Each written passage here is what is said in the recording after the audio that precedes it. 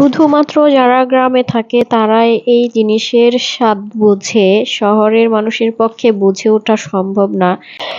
গরমের দিনে গ্রীষ্মের দুপুরবেলায় এই সমস্ত কিছু দিয়ে ভর্তা করে খাওয়ার যে কত টেস্ট!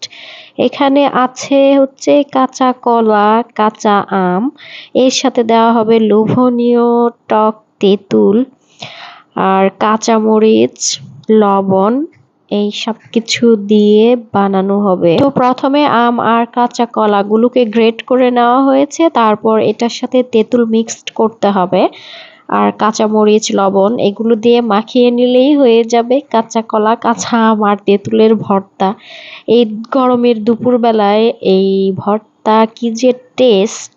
একদমই মানে জিভে জল আসার মতো লোভনীয় একটা রেসিপি। যাই হোক, আমাদের ভর্তা বানানো শেষের দিকে প্রায়, আমরা এখন খাবো।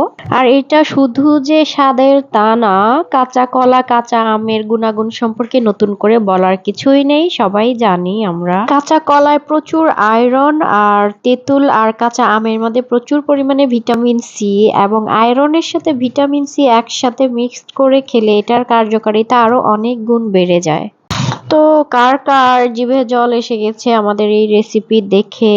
সমস্যার কিছুই নেই, এই জিনিসগুলো সবার হাতের কাছেই থাকে সব সময়। খুব বেশি মন চাইলে বাসায় করে খেয়ে ফেলবেন। ভালো থাকবেন সবাই।